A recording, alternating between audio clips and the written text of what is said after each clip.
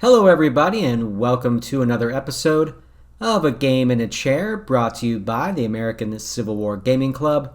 My name is Blake, I'm the host here on this show, and I want to get right into today's episode because there's an awful lot that I want to share with you, and I want to give you my opinion on a topic that I think is on everybody's mind, but we don't actually talk about all that much for various reasons. So I'm just going to go ahead and break the seal and I'm going to talk about it.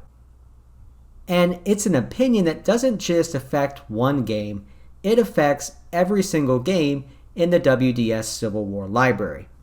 But before I tell you what that opinion is, we need to go over supply wagon basics. This is just your normal supply wagon that you use in the games. It has 300 supplies or supply points. Each supply point can resupply 10 men, and therefore a supply wagon or supply train with 300 supplies can resupply 3,000 men. Pretty basic stuff as far as all that goes. Now, keeping that in the back of your mind, let's move forward. I'm going to start looking at a few battles and the number of supplies in them. And the one that I want to start with is the Battle of Gettysburg. Now, if you took all the Confederate supply wagons in that battle and you totaled them up, you would get 4,400. You multiply that by 10, and you can resupply 44,000 men as the Confederates at Gettysburg. You have a total of 65,414 infantry plus cavalry because they all use the wagons at Gettysburg. So that means altogether the Confederates can resupply 67% of their army at the Battle of Gettysburg. Now for the Federals. They have 6,900 total supplies. They can resupply 69,000 men. They have 85,615. That means they can resupply 81% of their army. You're probably thinking that seems normal and that there's nothing really that jumps off the page right now at you with those numbers. I mean, the Federals are supposed to have more ammunition, right? That just makes sense. They have a larger army. It's the industrial North. Of course they're going to have more ammunition. All right, well then let's go to Second Bull Run. The Federals at this battle have 3,300 supplies, and they can resupply 33,000 men. They have 63,315 in their army, so they can actually only resupply 52% of their men. Well, what about the Confederate side? Well, they're actually able to resupply 32,000 men, and their army only has 46,660, which means they can resupply 69% of their men. I bet you're kind of scratching your head right now thinking that doesn't seem quite right. Well, that's what we're going to talk about today. So here it is, just my opinion. WDS has a really hard time figuring out how many supply wagons to include for battles. There should be some standards, and I'm going to talk about those standards moving forward that I think should be set. But let's go back to the numbers and look at this even more. So I've already talked about Gettysburg and Second Bull Run, and you might be thinking, well, maybe Second Bull Run is just an anomaly. Maybe that doesn't happen that often. All right, well, then let's check out the Battle of Antietam. And there are those numbers. The Confederates are able to resupply 179% of their infantry and cavalry, and the Federals 83%. And the Confederates actually have more ammunition at Antietam than they do at Gettysburg, even though their force is less than half the size.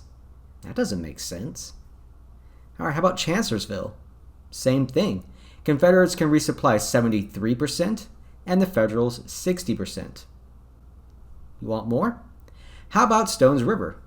The Confederates can resupply 58% of their army, and the Federals just 52%. Can I keep going? Sure. How about Cedar Creek? The Confederates can resupply 129% of their army, and the Federals 96%. So you can see already that these numbers probably aren't what you expected, and they don't meet what you would think historically would be the case. And if you're looking for patterns in any of this, I've discovered there are no patterns, so it doesn't even benefit you to look for them.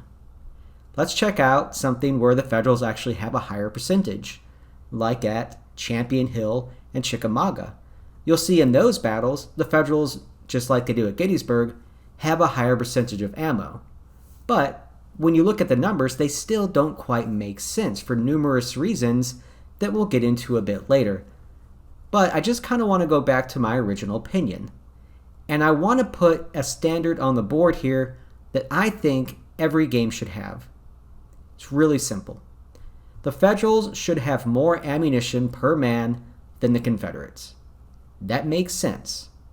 Unless there is a historical reason that is easily provable as to why this should not be the case, that should be just the rule of thumb. Now I want to go over how many supplies these armies are given at the start of these individual scenarios. And we're just going to narrow our focus down here a bit to the one-day battles. So the Battle of Antietam, Cedar Creek, and Champion Hill. So you can see how many supplies these armies are working with in these one-day battles. Now let's look at the two-day battles. But let's not concentrate on their overall amount of supplies. We're just going to concentrate on how many supplies they can use per day in these two-day battles. You can already see that is significantly less than you can in the one-day battles. And now we're going to look at the three-day battles and how many supplies you can use in each day of your three-day battle. So let's start with Gettysburg. That is the amount of supplies that you can use per day at the Battle of Gettysburg, Chancellorsville, and Stones River, which is just absurdly low. Now I know someone is going to use the following argument when they look at these numbers. Maybe that all makes sense. I mean, over a longer scenario, the forces would have to ration their ammo. Yes, that is correct. If these games were properly designed, that would make perfect sense. But the problem is this. The games were not perfectly designed. Let me show you what I mean. First, we're going to pull up the Confederate percentages of ammunition to men in these battles. We're going to start with the Battle of Antietam because there you can resupply 179% of the Confederate Army. Next is Cedar Creek. Again, you have enough supplies in this battle to resupply 129% of your army. That's a lot of supplies. Champion Hill is next. They have 115% supplies. Chancellorsville, Second Bull Run, Gettysburg, Stones River, and Chickamauga. In case you haven't figured it out, the 3 one-day battles are the top 3 battles you have the most supplies to utilize. So when you really look at these battles, you can see that there's just seemingly no correlation at all between the amount of supplies that you are given and the length of the scenario and the number of men involved in that battle. So the argument that, maybe it makes sense and the forces in a longer scenario would have to ration ammo. As I said, this statement is only valid if the armies were properly supplied at the start of each battle within a normal degree of believability. But they aren't. And that's really the entire problem that I'm trying to show you here, and why I firmly believe there should be some standards set as far as supplies go in these scenarios. Now, just in case you think maybe it's just a Confederate thing, well, let's look at the Federal numbers. The battle where they have the greatest amount of supplies? Champion Hill, one-day scenario. Number 2, Cedar Creek, one-day scenario. Number 3, Antietam. Yep, all of these are one-day scenarios.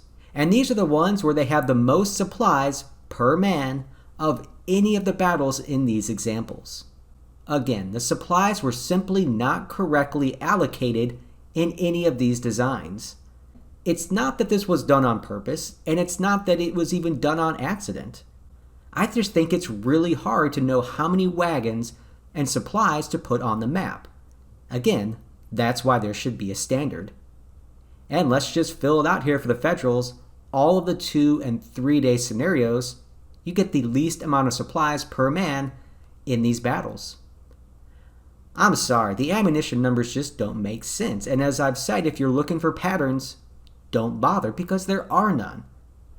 So that brings me back to the second bullet point that I want to put here for standards, and it's that the longer the scenario is, the more supplies you should have. You would think that'd be pretty obvious, but as we've seen, that is not the case. And I know someone's going to say, if people have too much ammo, then these games stop being historical. Well, look at these numbers. These are the numbers that we've been playing with for the last 10 to 20 years. Does this look historical to you? Does anybody believe that there were more supplies at the Battle of Champion Hill than there were at Stones River? Obviously not. So this argument, it just goes away. These games make compromises with historical accuracy sometimes, because they need to make the games more fun and they need to make them more playable. And that's okay. Do you know why they make these compromises, and do you know why everything isn't always 100% historical? Because it's a video game. The games are supposed to be fun. Part of the fun is having enough ammunition where your number one concern is strategy, not whether you can make it through a 3-day scenario with enough ammunition, especially if you're already trying everything you can to conserve it. That's not fun. It's just not. Because in these games, unlike the actual Civil War, people fight to the last man. Because there's no tomorrow. When there is no tomorrow, you don't have a president to answer to, you don't have a war department, you don't have widows. There is no other battle that you have to save manpower for. And as a result, people will play in non-historical ways. And I'm not saying that's right, and I'm not saying that's wrong. I'm saying this is a video game, and people are going to do what they want to do. And therefore, you just have to plan accordingly whenever you distribute supplies to the different armies in these scenarios. So back to my opinion here, if I'm going to do all this talking, I should have some sort of solution to offer, correct? Of course I do. So what is my solution to this problem? Well, first off, I've already established 2 standards. The Federals should always have more ammunition in every scenario, unless there's a historical reason why not. And the longer the scenario is, the more supplies you should have. I'm not saying it should be ridiculous, but I am saying that should be the case. So what is my minimum standard as far as supply wagons go? If it was up to me and I got to run everything, what would I do? Well, this would be my solution. For the Confederates, they would have 75% of their army's total in supplies in 1-day battles. They'd have 100% of their army's totals in 2-day battles, and 125% of their army's total in 3-day battles. For the Federals, because they have to have more, they would have 80% in 1-day battles, 110% in 2-day battles, and 140% of their army's total in supplies in 3-day battles. That seems to work. Check out the math.